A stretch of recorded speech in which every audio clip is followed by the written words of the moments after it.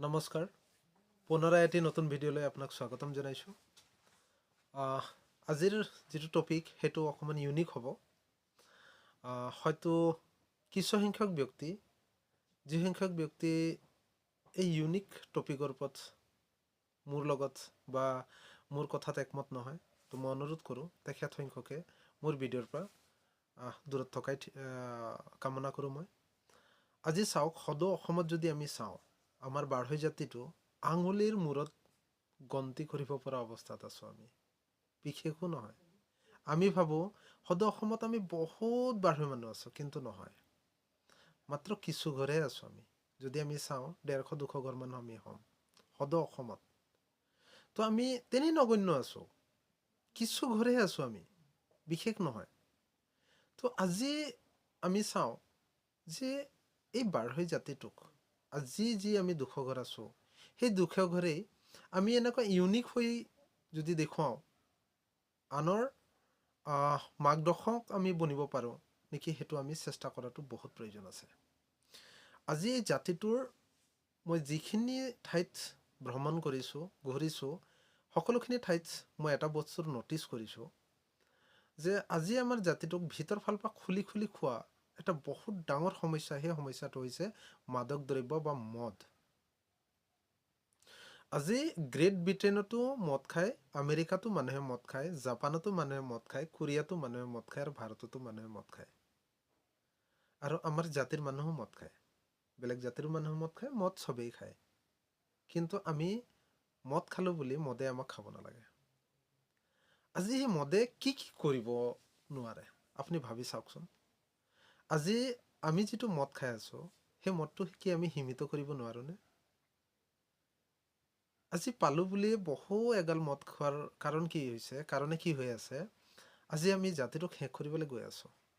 আপুনি যদি দকে চিন্তা কৰি চায়, আজি আমাক অনুসৰণ কৰে আমাৰ সৰুখিনিয়ে। যদি মই মাদক দ্ৰব্য সেৱন কৰোঁ, তো তেখেতসকলো আমাক অনুসৰণ কৰাৰ কাৰণে তেখেতসকলো মাদক দ্ৰব্য সেৱন কৰিব।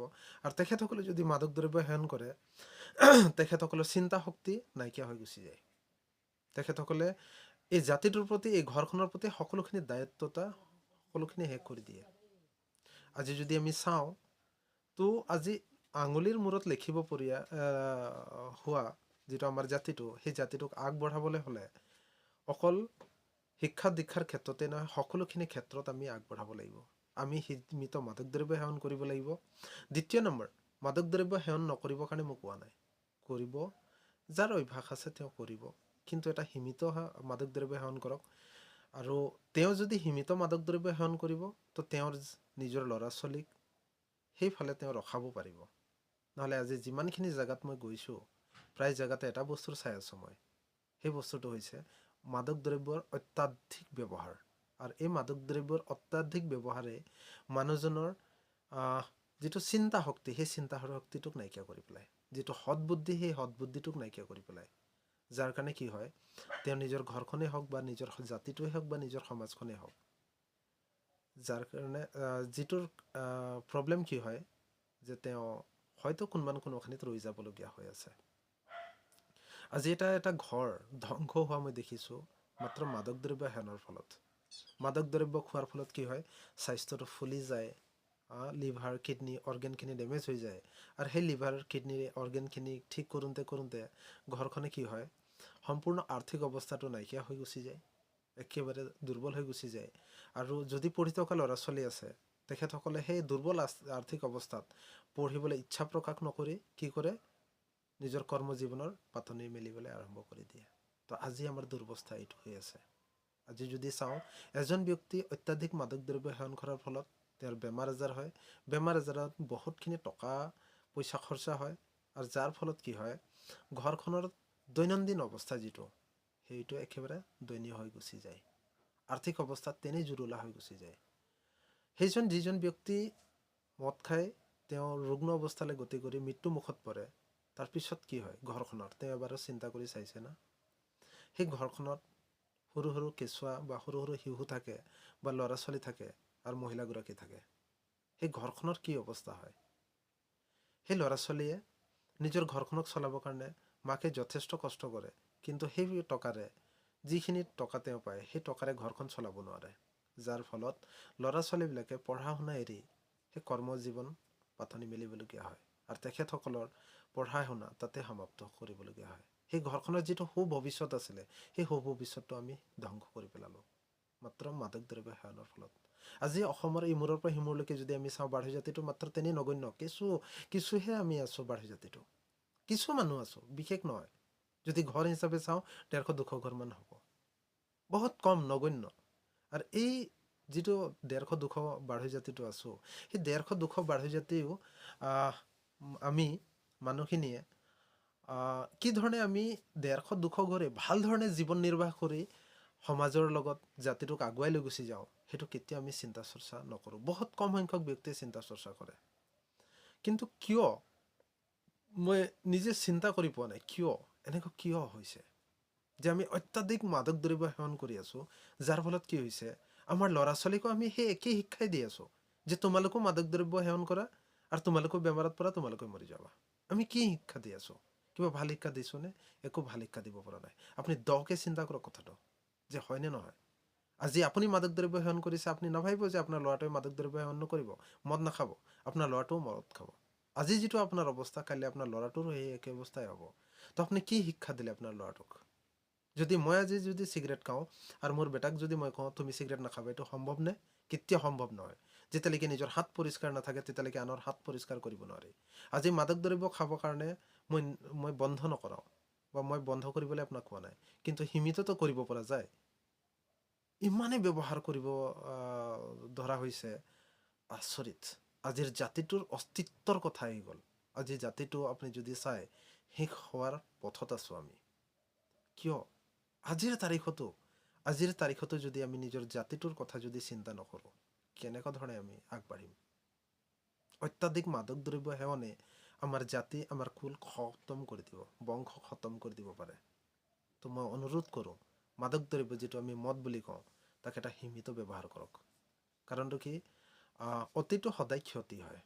অকল নিজৰে ক্ষতি নহয়, আপুনি যদি দকে চাই নিজৰ ঘৰখন, নিজৰ জাতিটো, নিজৰ সমাজখনকো ক্ষতি কৰে। আজি বিভিন্ন জায়গাত যিকোনো ক্ৰিয়া, যিকোনো কাৰ্যকলাপ হওক, যিকোনো মিটিং মাটাং হওক, যিকোনো জায়গাত সকলোতে মাত্ৰ মদৰ বহুল প্ৰচাৰ। কিয়? প্ৰশ্ন হয় কিয়?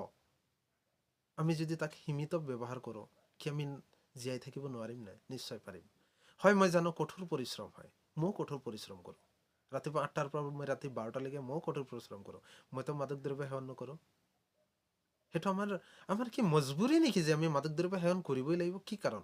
এই অভ্যাসটো বহুত বেয়া অভ্যাস, যিটোৱে তিলকে আপোনাৰ জীৱন খতম কৰিব, আপোনাৰ ল'ৰা ছোৱালীকো খতম কৰিব, আপোনাৰ ঘৰখন, আপোনাৰ পৰিয়াল, আপোনাৰ বংশকুল সকলোখিনিকে খতম কৰিব পাৰে মাত্ৰ এটাই বস্তু, সেইটো হৈছে মাদক দ্ৰব্য। আমি যদি সীমিত ব্যৱহাৰ কৰোঁ, তো ই আমাৰ কাৰণে ভৱিষ্যত সুন্দৰ কৰিব পাৰে, উজ্জ্বল কৰিব পাৰে। আমাৰ ল'ৰা ছোৱালীৰ ভৱিষ্যত উজ্জ্বল কৰাই মানে আমাৰ ভৱিষ্যত উজ্জ্বল। আজি আমাক অনুসৰণ কৰে, প্ৰত্যেকজন ব্যক্তিয়ে আমাক অনুসৰণ কৰে, আপোনাকো অনুসৰণ কৰে।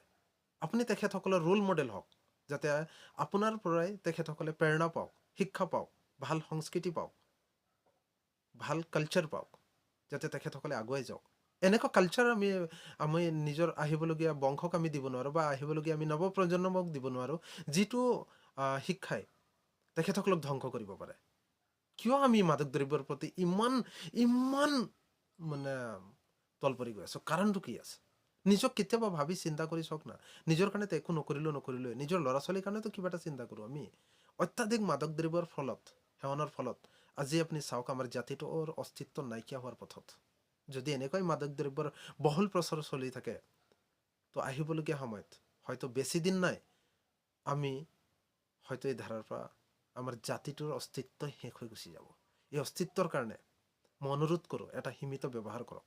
আৰু আজি চাওক, মাদক দ্ৰব্যত আমি যদি ডেইলি নিতৌ যদি 100 টকা খৰচা কৰোঁ, এক মাহত 3000 টকা খৰচা কৰোঁ, সেই 3000 টকাৰ আমাৰ ঘৰখনৰ ল'ৰা ছোৱালীৰ কাৰণে ভৱিষ্যত বহু আমি ৰঙীন কৰি তুলিব পাৰোঁ। কিন্তু আমি সেইটো কৰা নাই। কিয়?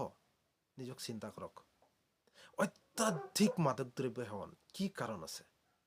হয়, আপুনি মোক বেয়া পাব পাৰে, মোৰ কোনো প্ৰব্লেম নাই, আপুনি বেয়া পাওক, মোৰ কি প্ৰব্লেম আছে? কিন্তু মই মাত মাতিম, কাৰণ মই যিখিনি চাইছোঁ, বহুতখিনি এনেকুৱা পৰিয়াল চাইছোঁ, দেউতাকে মাদক দ্ৰব্য সেৱন কৰাৰ ফলত ঘৰখন খতম হৈ গুচি গ'ল। সেই যিটো সুউজ্জ্বল ভৱিষ্যত আছিলে ল'ৰা ছোৱালীহালৰ, সেই উজ্জ্বল ভৱিষ্যত সম্পূৰ্ণ শেষ হৈ গুচি গ'ল। কিয়? নিজক ধ্বংস কৰিছে। কিয় আপুনি নিজৰ ল'ৰা ছোৱালীক ধ্বংস কৰিবলৈ উঠি পৰি লাগিছে? জোৰ জবস্তি আপুনি কৈ আছে, বেটা তুমিও মাল খোৱা, তুমিও ধ্বংস হৈ যোৱা মোৰ দৰে। কিয়? আপুনি এইটো কাৰণেই জন্ম দিছিলে নিজৰ সন্তানক? মাদক দ্ৰব্য সেৱন কৰাব, মদ খুৱাব। কিয়? আপোনাৰ নিজৰ কলিজাৰ এটা টুকুৰা নহয় জানো সেই ল'ৰা বা সেই ছোৱালীজনী বা সেই ঘৰৰ ৱাইফ গৰাকী? আপুনি যদি মদ ব্যৱহাৰ কৰে, ঘৰখনত কি হ'ব? কাইলৈ সেই মহিলাগৰাকী কাৰ ভৰসাত থাকিব? সেই বাচ্চাবিলাক কাৰ ভৰসাত থাকিব? আপুনি তাক লিমিট কৰিব নোৱাৰেনে? আৰু নিজৰ ঘৰখনৰ কাৰণে সদায় চিন্তা কৰক, নিজৰ কাৰণে চিন্তা কৰক, জাতিটোৰ হৈ চিন্তা কৰকচোন। অকণমান কমকৈ ব্যৱহাৰ কৰক। নিজৰ চাব, আহিবলগীয়া সময়ত আমাৰ জাতিটোক আমি ৰক্ষা কৰাৰ বহুখিনি উপায় আছে। এইটো নহয় যে মাত্ৰ আমাৰ অন্তিমটো উপায় হৈছে মাদক দ্ৰব্য সেৱন কমকৈ কৰক। সকলোৰে বস্তুৰে এটা লিমিট আছে। আনলিমিটেড হ'লে প্ৰব্লেম হয়। দ্ৰুত গতিয়ে বহু ক্ষতি বুলি কোৱা হয়। তো সকলোখিনি বস্তুৰ বেছি হ'লে বহু বেছি বেয়া হৈ গুচি যায়। আজি আঙুলিৰ মূৰত লিখিব পৰা আমাৰ যিটো জাতিটো আছে, সেই জাতিটোক যদি আপুনি প্ৰকৃততে অন্তৰৰ পৰাই যদি ভাল পায়, নিজৰ ঘৰখনক ভাল পায়, নিজৰ ল'ৰা ছোৱালীক ভাল পায়, তো সংকল্প লওক, এটা লিমিটত ব্যৱহাৰ কৰিব, এটা মাত্ৰাত ব্যৱহাৰ কৰিব সদায়। অধিক মাত্ৰাত নহয়। অধিকটো হয়তো বহু ক্ষতি কৰি গুচি যাব। আৰু এই সময়ত যদি আপুনি চিন্তা নকৰে এই বিষয়ে, তো কেতিয়া চিন্তা কৰিব? আপুনি মনত ৰাখিব কিন্তু এতিয়াও দেৰি হোৱা নাই। আপুনি নিজকে শুধৰণি কৰক। আজি আপুনি ৰাস্তা ঘাটে চাওক, যুৱক যুৱতী, আমাৰ বাঢ়ি জাতিৰ যুৱক যুৱতীয়ে প্ৰত্যেক দিনাই নিচাৰ প্ৰতি আসক্ত হৈ গৈ আছে। ইয়াৰ কাৰণটো কোন গম পায়? আপুনি নিজে। এইটো নাভাবিব যে তেখেতসকলে খাই আছে, আপুনি শিকাইছে তেখেতসকলক। আপুনি নহয়, যদি আপুনি চাওক